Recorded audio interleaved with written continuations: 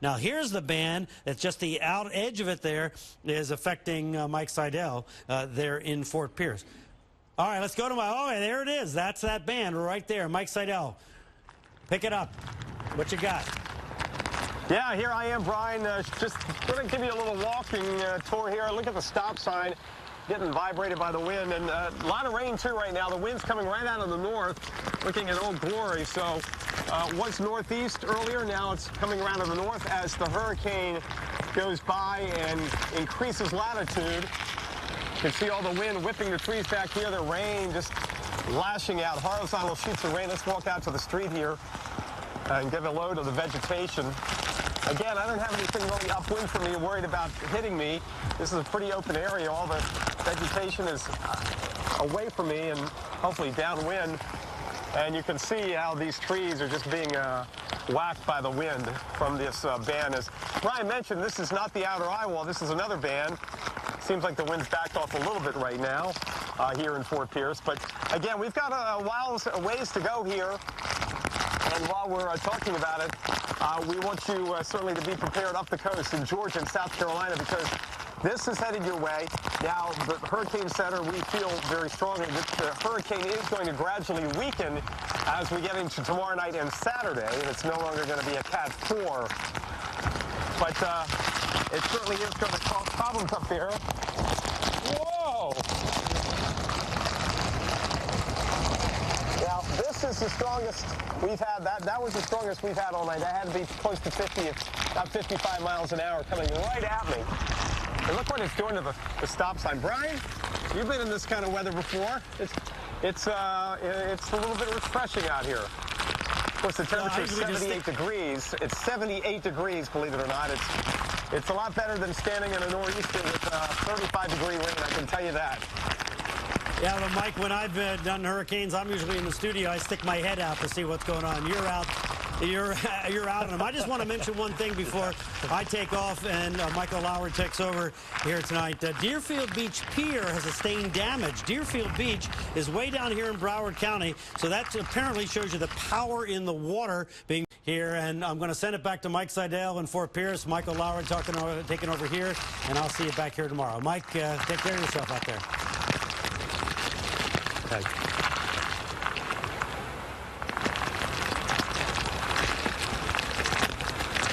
Okay, Brian, thanks for all your hard work tonight. It's approaching the midnight hour on the East Coast. Michael Lowry, who is one of our other fine gentlemen who knows a lot more about hurricanes than I do. He's going to be taking us through the overnight hours, as I will be for a while. Jim Cantori, our storm tracker, gets into the mix at 1 a.m. in about an hour, and he's going to pick it up too. So we're going to have all kinds of coverage. We've got 13 crews covering this, stretching from down at Juneau Beach up here. We've got Jacksonville Beach covered, up towards Brunswick, Georgia, also the Charleston area. So we've got you well covered over the next couple of days. Also, remember, Sirius XM, Channel 1 or Channel 184, and we're now streaming live on the Weather Channel app. So if you're away from your TV, if somebody wants to watch Netflix or something, you want to watch the Weather Channel, you can watch us on your Weather Channel app, and that's a great way to go. And if your power goes out, and we've already lost power to almost 100,000 homes so far in Florida. Where are we going now, Peyton?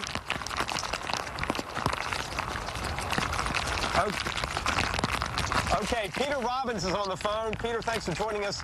We were just talking about the power outages. Peter works for Florida Power and Light.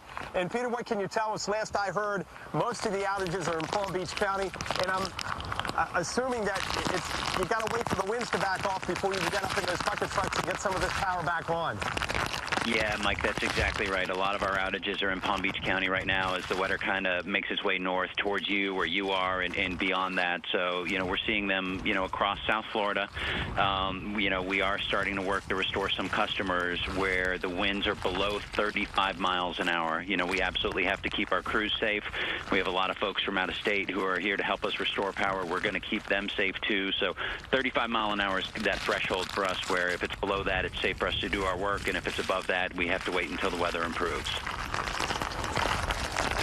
Yeah, we had a long lead time on this, Peter, so you had plenty of time to bring in those resources, and it's always great to see power trucks rolling in convoys down interstates from other parts of the country. And it's like a brotherhood how power crews and these guys and even gals pitch in and leave their families behind and drive hundreds of miles, like many of the crews have here in Florida and also in Georgia and South Carolina, because we're looking at power outages up there in the next couple of days. What can you tell me about staging and what you've got as far as resources go as the winds do back off from south to north tonight and tomorrow?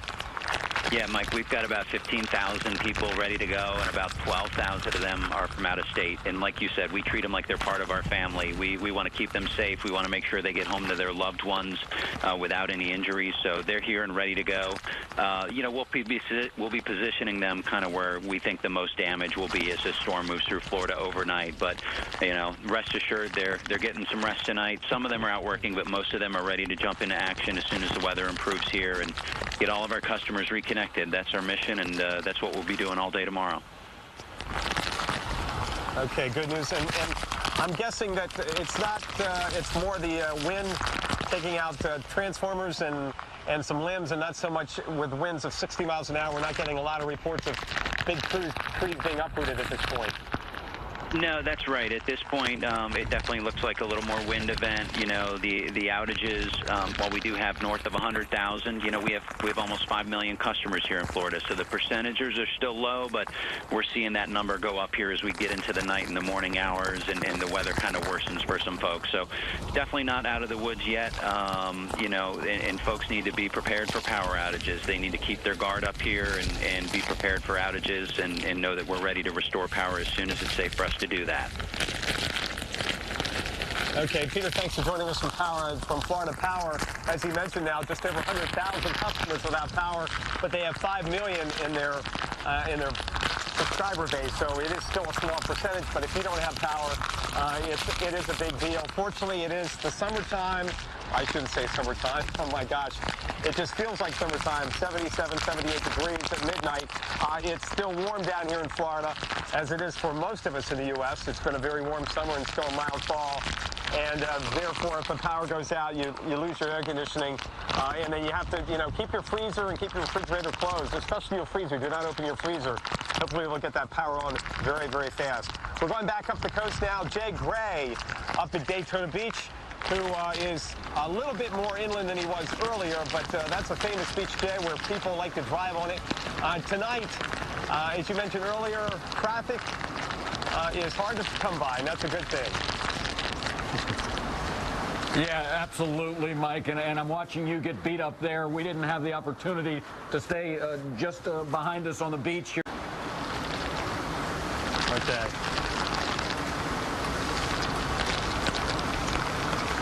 Okay, Jay, thanks for the update there from Daytona Beach. He'll be on with us certainly throughout tonight and again tomorrow. He's up the coast. We have crews in Jacksonville, Brunswick, Georgia, Charleston, South Carolina. Storm Tracker Jim Cantori will be with us in about an hour here from the Fort Pierce area. And the center of the storm is staying off the coast. And this is good news.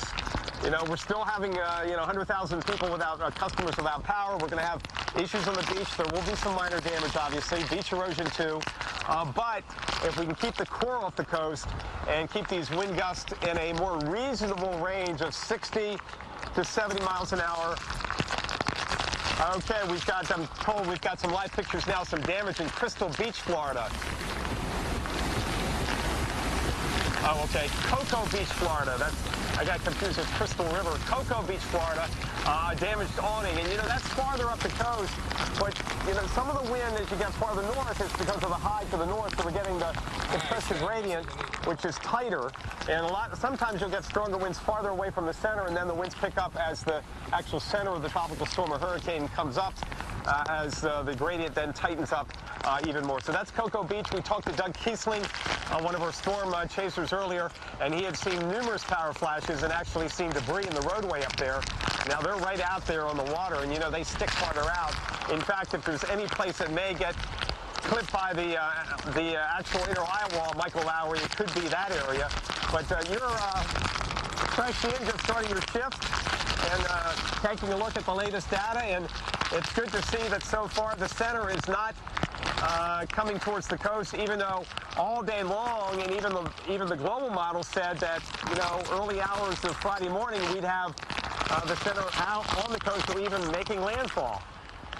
Yeah, Mike, look, this is a complex system, and I do want to urge people to try not to microanalyze this track. Next week, let's go back to Mike, because the conditions there really coming down. Mike.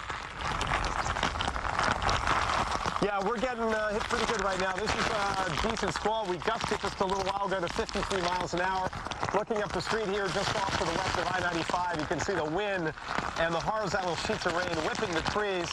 We'll take a walk down through the parking lot, and the wind right here coming out of the north right now. The wind was northeast, now it's north as the hurricane gets set to go by us as far as at our latitude. Boy, this wind is coming right through here between the hotel. You can see I'm whipping this tree, and look at the stop sign, the dancing stop sign right here. Wow, look at this. It's coming right through the parking lot at me. Stay with us. Matthew's taking aim on the Carolinas and Georgia, too.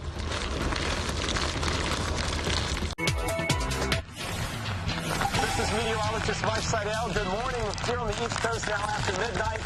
And we're in the throes of Hurricane Matthew, a dangerous Category 4 hurricane. Winds are still sustained at 130 miles an hour, moving northwest at 13. And the pressure is still down around 939. It's a very low pressure, and you can see what we're dealing with here at Fort Pierce. We're on what they call the Treasure Coast. We're about 2 hours or so, 2.5 hours north of Fort Lauderdale, 3 or so north of Miami. And you can just feel the wind. Boy, it's just whipping out of the north right now as the center goes north of our latitude. And some very heavy rainfall. So far, we've had about 1.25 inches of rain today here in Fort Pierce. So the flooding issues have been minimal, but there are flood watches up. And now we get a bit of a break. Our peak wind gust so far now, let's check 53 miles an hour. We had a gust earlier today down in Port Everglades in Broward County of 59 miles an hour. We're going to get the latest preview on the power outages. Florida Power has 5 million customers, and the last update we had was just about 100,000 customers had lost power, and the county with the most was Palm Beach County. So as we go through the overnight hours, we're going to see all this move slowly up the coast.